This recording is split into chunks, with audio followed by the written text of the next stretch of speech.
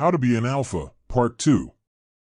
In life, everything is not as easy as it seems. There are tricks and tips to win life, but not everyone gets them straight away. Some are told, some learn by experience while others observe. Now, the biggest tip to win life is to know that life is like playing cards. If you play your cards right, you win, and if you do, then you lose. As simple as it is, life is like that too. You need to learn when to grab the opportunity coming your way, when to show that skill, or when to be calm. Now, you want to become an alpha. Alphas always know how to play them cards. You have to be aware of yourself and your life. I know, you are worried things would not go right or you would fail. It is totally okay to think that. But fear is not an option. We learn from mistakes. Trial and error is a basic way for humans to learn from their mistakes, and Alpha is brave enough to accept their mistakes, learn from them, grow into a better version of themselves, and make decisions. It will be okay if you fail. Stand again.